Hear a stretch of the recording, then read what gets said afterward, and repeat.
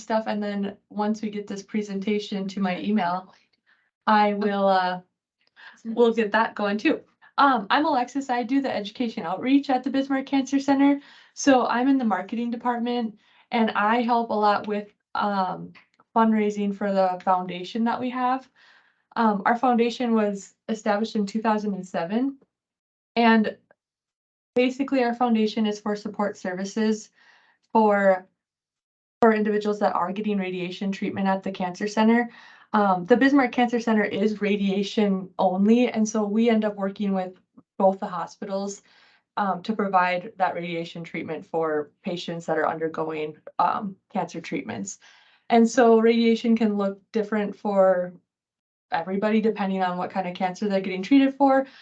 Some people can come just for a short treatment. Some people it's as long as 9 weeks, daily treatments. And so through our foundation, we're able to provide housing. That's a big one that people don't know about. We have 23 fully furnished apartment units that people can come and stay at during the duration of their treatment. We charge $20 a day for those apartments, but there's also, we're able to work with patients and there's some paperwork and stuff that those funds can also be covered. We help with transportation services. So our radius of care basically is 250 miles. So people from rural areas also come to the Bismarck Cancer Center for treatment. Another part of my job is to go to those rural communities and do outreach and education in those areas too. So we go to schools and do presentations on e-cigarettes and vaping, cancer prevention and detection to places as well. And so basically just trying to, this week, this Project Hope Week is basically just trying to get some information about the Cancer Center out there and then also provide prevention and education on detection and prevention. And so we actually do this in rural communities as well. Dickinson area holds a Project Hope, Linton, Strasburg area. That's just a different week basically. So we're happy that you guys are having us today and excited to give you a little bit of information just about nutrition. And so Amanda is actually our dietitian here at the Cancer Center. And so she is one of the support services that we offer as well. And she can talk about her role. There's a couple of roles I didn't mention, but we offer massage therapy for people that are getting treatment here. We have survivorship nurse program, which is basically after radiation, what that looks like for care or for follow-ups and things like that.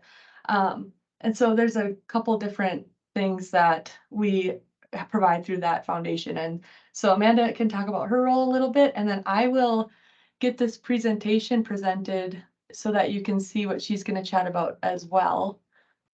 But, go ahead. Yes, 1 second. I just want to make sure I can find it. Okay. So yes, I am Amanda Crane, and 1 second. Oh, sorry. Can you see what I'm presenting here? Yes.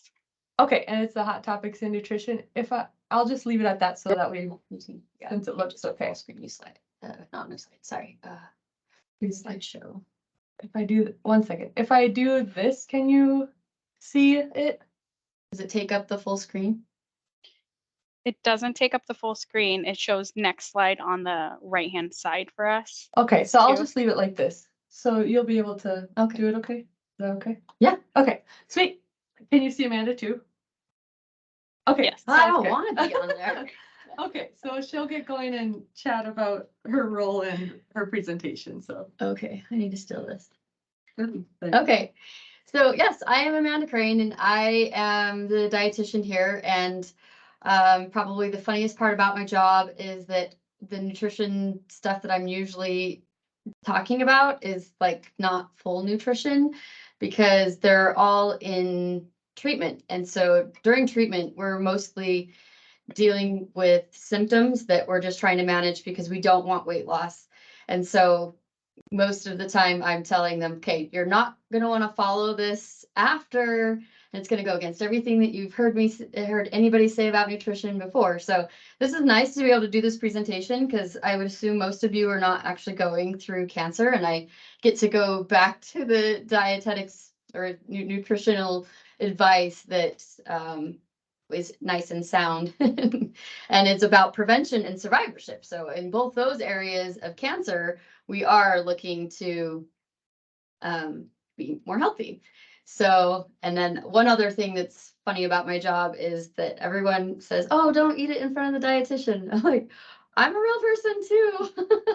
And I eat these things. So yeah, we all have something to, we can always improve on ourselves, me included.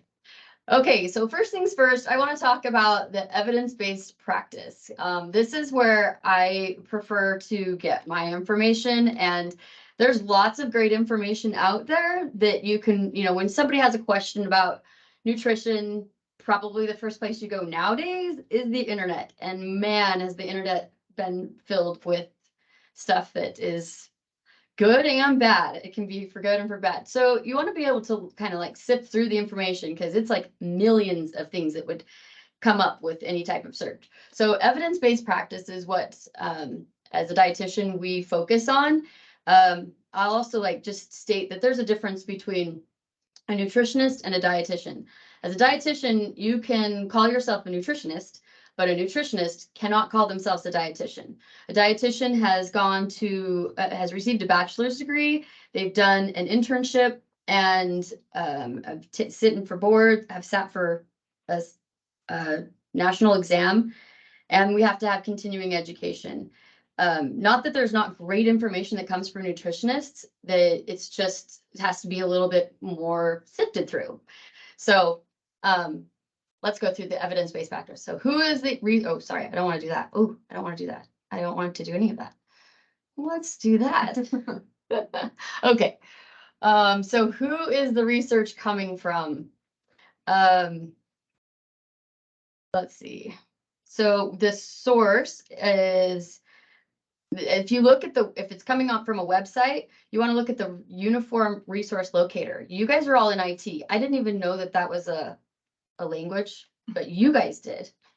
So maybe I'm not even saying it correct because I stole that information from somebody else. But the edu.org or .gov, those are what we consider to be more reliable sources. And then who's reviewing that source of information?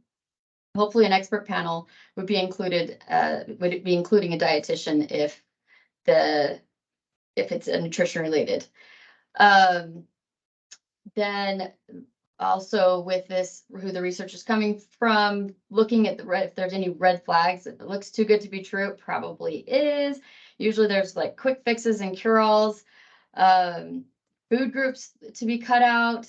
We usually don't do that in an individualized approach. That could happen, but is an overall blanket statement. You wouldn't be cutting out food groups. And then look at if you're being directed to make a purchase with something, will the company be financially benefiting from following this advice? And even if it's good information that you really want to follow, just take it to your care team to help you evaluate it. That might be your primary care physician, or if you have a dietitian that you're connected with. One of the great things about working at the cancer center is I always get to tell my patients, you get to come back for life. Anytime you're wanting a dietitian, you have me at your services. So I don't ever have to tell them no. So let's see, directed to make a purchase. If it's a personal success story, that can be really beneficial. And it's great to learn from others. But again, take that information to your healthcare provider to be sure that it is something that would really be good advice for you. What research is cited on the website or in the article or book, you want to look at if it's evidence-based. The source has backing up on their claim to be more reliable. The quality of the research matters too. Is this studies done on humans that are involved, or is it done on mice? And is it a large scale study? And who wrote the information? Or what are their credentials? And then we already talked about dietitians involved in the studies if it has to do with nutrition.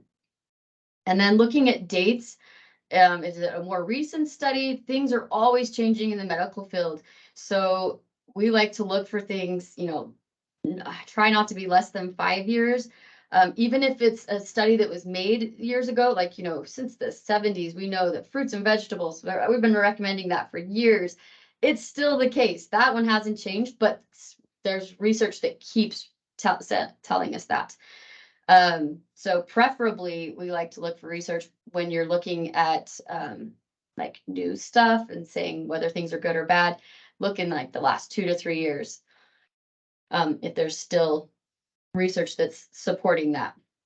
All right, so let's see. So I'm just gonna be moving off this slide, but to just touch on the last things that are on it. The American Institute of Cancer Research is where I base most of my information. I may have personal views that I don't share with my patients, that because if it's not supported by the American Institute of Cancer Research, I don't tout it as information that we should go off of, and other reliable resources, but they are constantly updating their information. And then one of the main things I focus on, which is also supports that American Institute of Cancer Research, which from now on, I'm going to try to say the word AICR or that acronym because it's just shorter. But I practice on a whole diet, leaning more towards plant-based diets. And then it's not an all or nothing, always food. Sorry, basing our foods off of, it can be an always food, like we can always eat that, and a sometimes food. So brownies, ice cream, they should probably more be towards more of my sometimes foods, but they're kind of in the always foods. But we would all know that that's like a sometimes food. I don't say no to anything. Okay, I'm going to quickly go over this graphic too. This can be found on that American Institute of Cancer Research. That's what the AICR stands for. Those recommendations for cancer prevention. And if we just go through these really quick, this is actually where a majority of the information should sit for this slide, but for these this whole slideshow. But you can go here and get this information and try to apply it. But being a healthy weight, that's you know, been told to you for years. I want to find my version of this. What did I do with it? Oh, maybe over here. Oh, yes. Okay, yes. So aiming to be a healthy weight, always a good thing. The second one over here, being physically active, so many benefits in terms of cancer risk and reduction and cancer survivorship. The recommendation is 30 minutes a day, but I would also just say from where you start, any progression forward is something. So if you're not doing 30 minutes a day, don't start with 30 minutes a day. Start with 5 minutes a day, something that is doable, that you'll be like, oh, I'll do that again tomorrow because I can do that. And then it may work itself up to 30 minutes a day. I'm going to skip over to this one. Eating a diet rich in whole grains, vegetables, and fruits and beans. This is huge. This is like the rest of my slideshow. But that the main benefits are whole grains, vegetables, fruits, and legumes, which are also called pulses. They're a major part of, they should be a major part of our usual diet. You've probably heard 4 to 5 servings a day. I like to recommend 8 to 10 servings per day. Fiber comes from that group. It's super beneficial when it comes to gut health.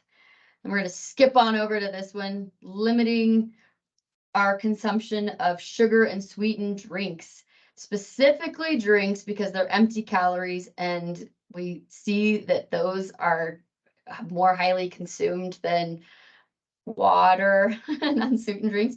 So there's strong evidence linking the drinking of sweetened drinks to weight gain, and those liquid calories really add up.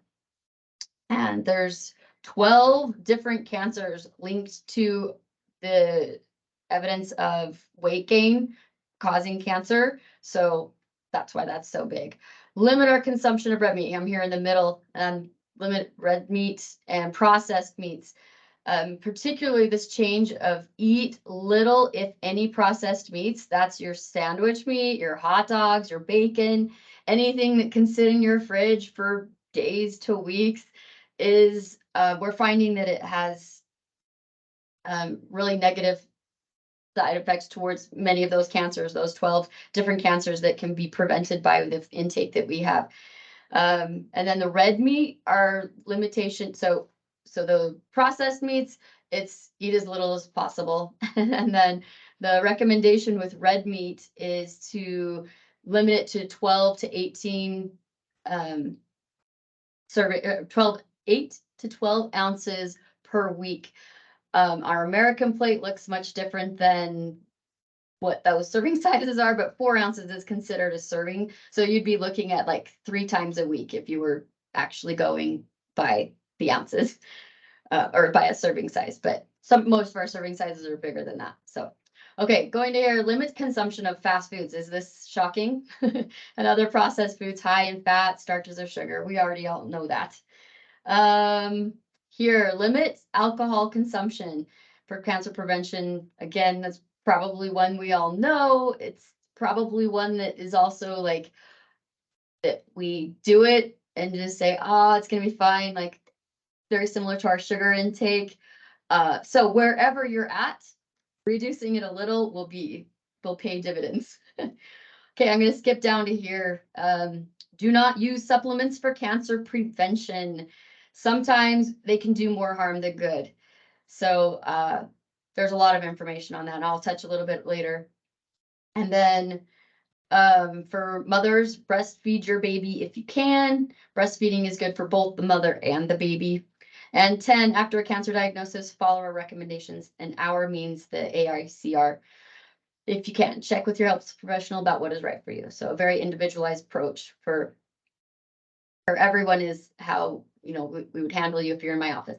Okay, this next slide is going to go over some plant-based diets. So plant-based diet does not mean that you don't have meat, as you'll see, besides, oh, I don't even have my vegan on here, but like vegan and vegetarian, obviously are plant-based diets. But these are other plant-based diets that are great ones to follow. And the reason being is that half the plate on all of these, the Mediterranean anti-inflammatory diet, the New American plate or my plate, those are very similar, and the DASH diet, all of these are geared towards different populations, but are kind of that same balance. So they're ones that are reputable. And just like real quick, what makes them is that what makes them reputable is that we're eating our vegetables throughout the day. Most food records show that most people only eat 1 to 2 fruits or vegetables, and many times that's a fruit, which is great, but then they're like eliminating their vegetables. So cancer prevention is in our colorful fruits and vegetables. So if that's the beginning of your day, what I would look like is like adding berries to your oatmeal or your granola or your cereal, or putting spinach in your eggs, just working in the fruits and vegetables wherever you can. So that plant-based means that there's more fruits, vegetables, whole grains, legumes, nuts, and seeds in your diet. This brings in more fiber, which helps generate healthy gut bacteria, which is great for your digestive system. It brings on the phytonutrients. Phyto means that it comes from plants, and they are natural anti-inflammatory ingredients. So anti-inflammatory is great for cancer because cancer loves inflammation. That's where cancer grows. So we like anti-inflammatory things. A wide variety of biological active compound. There's a wide variety of those biologically active compounds in plants. They have antioxidant properties. Some work together to protect the body from cancer and all other diseases. And there is no evidence to date that like lots of research that there's not a lot of research that shows that phytochemicals taken as supplements are as beneficial as eating them in their fruits and vegetables, beans, grains from which they're extracted. So we're saying food first instead of taking on those phytochemicals. So just a little bit about this this DASH diet is a heart healthy diet. Still based around all those fruits and vegetables, but they also are rich in potassium and magnesium and low in sodium because it's a heart healthy diet. So that their emphasis is on low sodium. The Mediterranean diet is that fruits and vegetables, healthy grains, nuts and seeds, beans, olive oil is the primary source of fats, low amounts of dairy and eggs, and its main protein source is fish and poultry. One thing they do include in the Mediterranean diet, which people love this advice, is that they include alcohol, but their alcohol is always consumed at a meal, which slows the uptake. And so the AICR really still recommends that we reduce our alcohol intake, even though you'll read that in the Mediterranean diet and say, okay, I want this one because it includes alcohol. Okay, I'm gonna go to the next slide. And this is our new American plate. So this is like a typical American plate. You go to a restaurant, it's gonna look a lot like that. You're basing it usually off of the protein source. They're gonna have a lot of grains, and then the vegetables. I would even say, these are peas, so they're not like they're a higher calorie version of a vegetable. Not that they're bad. I wouldn't recommend say that, but it's just a real basic nutrient plate. And the balance that you want is here, where half of your plate are coming from the fruits and vegetables, a quarter of it are those grains, and a quarter of it is that protein. Here's another example where you just visualize it more as half the plate. And I love the visuals because, number one, we're seeing visuals, and that's why we think. So when we go to a restaurant and we have that visual, this is what we think our plate should look like. Well, I'm doing fine. So I like to show this plate because these two plates are really what it should look like. And yeah, maybe you won't be there today or even next month, but just that visual of like half my plate should be that will help make that little bit of a change. Okay, let's get into some hot topics. Genetically modified organisms in our food. So the USDA organic is a very strict regulation. To be able to have this label, you have to be all organic. They also have lower standards where you can be made with, let me remind myself. So there's 100% organic can have this seal. Organic can also have this seal, but it had most of the ingredients are like 90% of the ingredients, and all of them have organic, but it may have traces of inorganic. Made with inorganic is another version. And then you can be specific organic ingredients where they can label what is organic in there. And then you can still have organic ingredients and then not be able to list them at all, just depending on the percentage. So they're very strict on this regulation. And there's not much research as far as the reason why people do organic is the definition is a food or farming method produced or involving production without the use of chemicals, chemical fertilizers, pesticides, or other artificial agents. So that means synthetic pesticides. That doesn't mean that they don't have pesticides, because they can use natural pesticides in organic foods. But the real takeaway with organic is, like with all the research, and there's all this regulation that makes us think that it's this important. They have this nice green label. So now people, even packaging in green packaging, whether or not it has organic in it, has got the consumer's mind thinking, that's healthy. It's on cookies. Cookies we know or not, but if they've got organic on there, we're thinking, oh, this is good for me. So while it has all this regulation to it, really the takeaway in the science and the research of it is there's actually not that much more benefit to organic over, we call it conventionally, the conventionally grown items. This Dirty Dozen or Clean 15, if you've ever tried to pay attention to that list, it's a list put out by the EWG. I'm forgetting immediately what that group is called, but that's their acronym.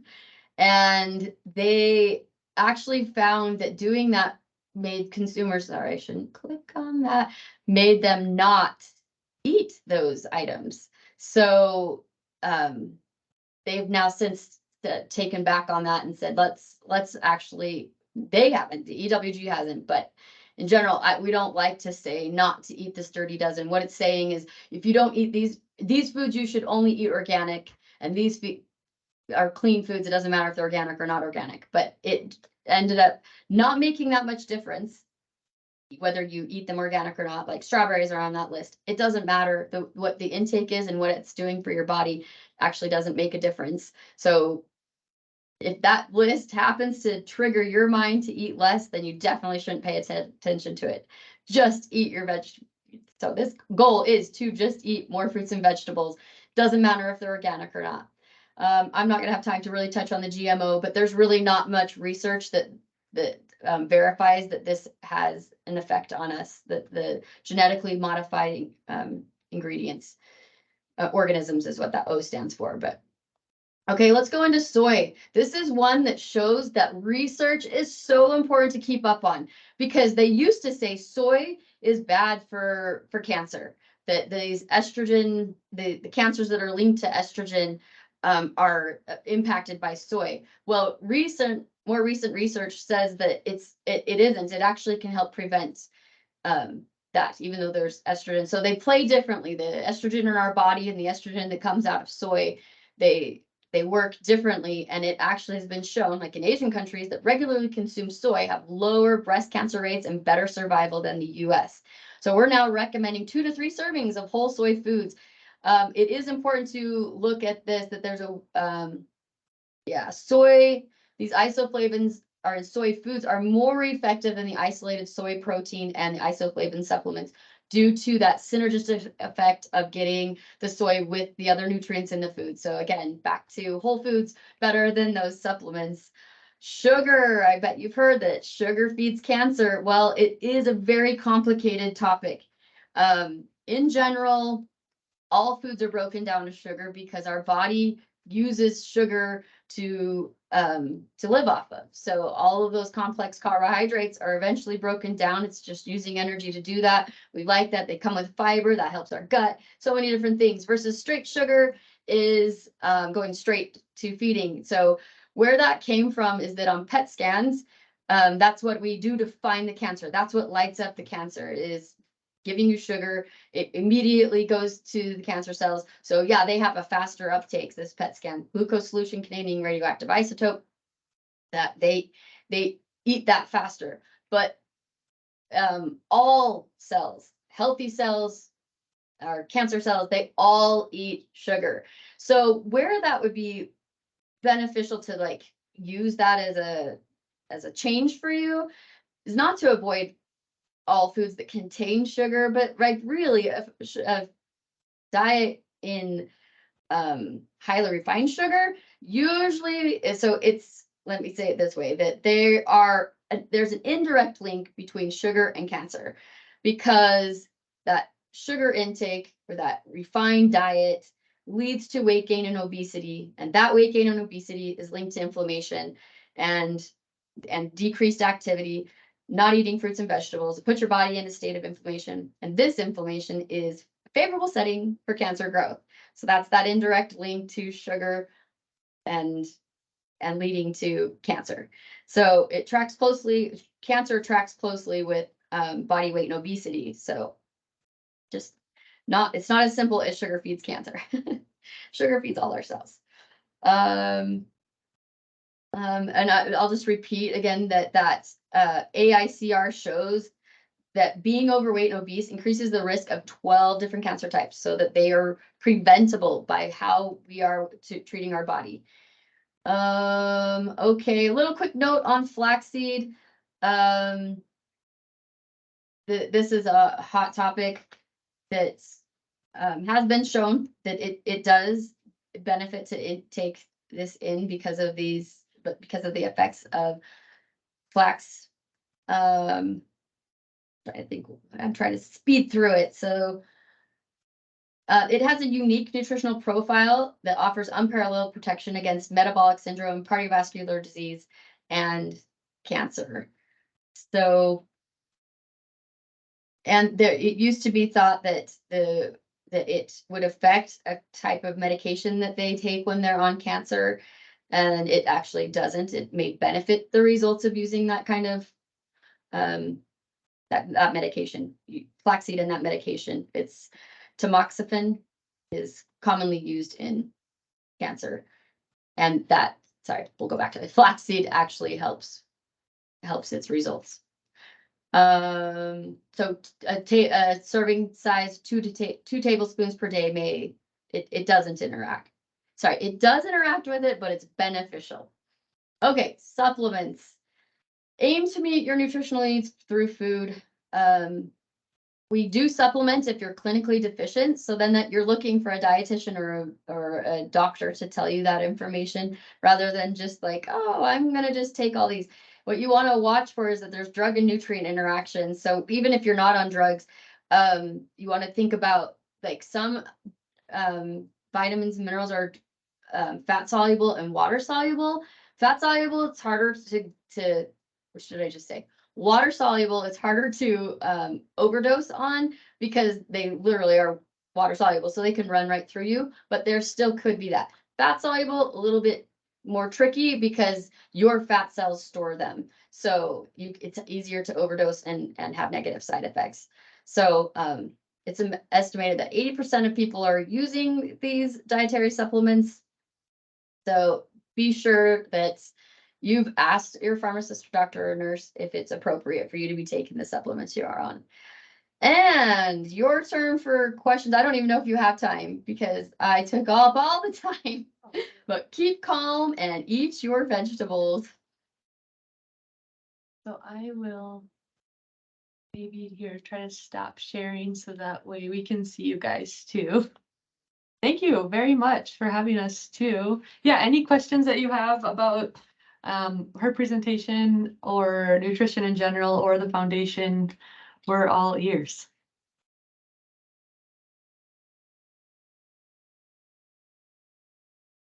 Okay, I have an odd question. Yeah. Okay. When you speak of like obeseness and all this other fun stuff, what do you go by? What chart? I don't actually go by a specific chart. Well, okay, we do use the BMI, which it's used in the medical field kind of because it always has been used. And a lot of us try to move away from it It's so flawed. Yeah, it does. It has its Because flaws. an average man is no longer 5'9" and 175 pounds. Correct. So, that's, when they're stating like on the AICR, they're looking at the general population and what they've seen with their research as far as what effect it has on like waist circumference has an effect. And so they're using it. But when you come into the clinical setting, if you come and see your doc, well, I don't know how much doctors do. As dietitians, we look at the whole picture. And so honestly, even it's not about becoming a certain weight. If you feel like, you live a sedentary lifestyle, I might be overweight or obese. Those research studies are based off of that number. But as an individual, reducing 5 to 10% of your weight has huge positive effect on you. So instead of looking to be a specific number, just think, if I were to lose a little bit of weight, like take your number and determine what 5 to 10% would be. If I lose that many pounds, I'm going to feel better. It's going to be better on my weight. And then, you can even think about sitting at that weight for a few years, and then you may make a decision to move down. What is happening though, in general, is that the weight is going up. Not most people don't stay at this weight. I mean, when you were a little, a teenager, that weight, I bet you're over not you, but like the general population is over the weight that they were from their 20s. And so it's, a gradual increase, whereas we'd like to be here, the nice plateau, or slightly decreasing. Well, and not forever, it could become zero. Well, I'm happy Amanda said that because I feel like I strive to be perfect and then I basically give up like a week later. So I'm just striving to be an average male right now for the male size I use. But really that's I think that's what a lot of times like you can get in your own way, it feels like. So yeah, and honestly, with all of my patients, I don't really tell them any of those numbers. And like, if their doctor's saying you benefit from losing weight, then I say, let's take where you're at. Can you reduce your meat by a quarter of even what you're currently eating is going to make huge dividends. So I try not to even think about the numbers. I don't like numbers. We have to use numbers here because we have to know if our patients are holding their weight. And most of them are like, I shouldn't say most, but there's a good amount of patients that are like, oh, this is a great time to lose weight. I'm like, no, now is not the time. After treatment, sure, 5 to 10% would be, it will benefit you. So red meat in general then is kind of the enemy? No, 12 to 18 ounces. It's good for you. I mean, I'm in the wrong place to be saying no red meat. Ranchers come all the time. Oh, I make my own, I'm raising my own meat. It's healthy. It's not the enemy. But there is a lot of things that are linked to red meat. A lot of disease is linked to red meat. So that's why we have a limit, no more than 12 to 18 ounces. And, if you're consuming, You're talking a day you or a meal? a week, 4 ounces, 3 times a week. I know, it's crazy. So you start where you're at. And then I would say, if I'm talking to you individually, I'd say cut that down by a quarter, 25% or 10%. You give me those eyes, I'd lower it. Say just a little bit, or maybe cut one day out of when you eat red meat, because it's going to make a benefit for you. And it all comes down to, it's up to you. You get to decide. Not all the patients. The patients with certain kind of cancers, they made the decisions all along in their life that led them here. And it's really sad being someone that like, I wish I could change that you have this. And any of us at any point in time may show up with cancer because of what choices we've made. Many cancers are also not linked to the things that we can change, but 12 cancers out there are linked to what we can change. So it's really sad when you've got it, and it kind of can be that wake up call. Some people don't want to make the changes even when they have that diagnosis. So that's, I would say for your red meat, no, it's not the enemy, but if you could reduce it a little bit, if you're saying 12 ounces a day, that's what you eat, then I would say, maybe cut one day out and Maybe that will 6 to work 8 from a there. day. Yeah. 6 to 8 Like ounces a day. 16 ounces a day. Yeah, I bet you're consuming less than what I'm recommending with that fruits and vegetables. So let's just take out maybe 25% of the meat and increase that 25% more fruits and vegetables. I meal prep, so usually I have Oh, good. all my stuff prepared like the week of. Nice. Yeah. Any other questions at all?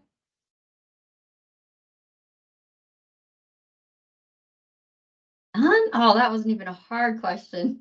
I just That was wanted to say enjoyable. thank you for Wow. coming and the presentation and just letting us have a little snippet of what you guys do.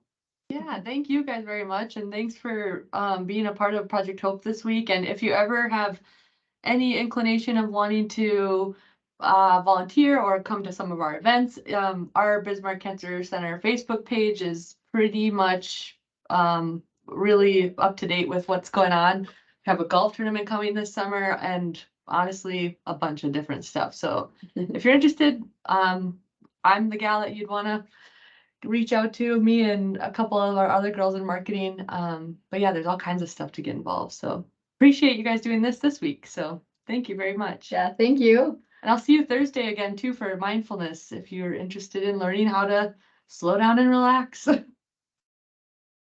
Thanks again. Yeah, thanks so much. Have a good rest of your day. Thank you guys all Thank for you. joining in Oh, and I too. do want to learn how to do my background like that with you guys all being in IT and stuff. I feel like you guys all have cool ones. It's gotta be quick, right? You could talk Yeah. us through it. What do you do? Is this a Teams meeting? Yeah. Yeah. Yeah, you should be able to go up into more and then change your background effect. Okay, sounds good. We'll mess with that too later here. So have a good rest of your day, you guys. Thanks so much. See you. Thank you. Bye. Bye.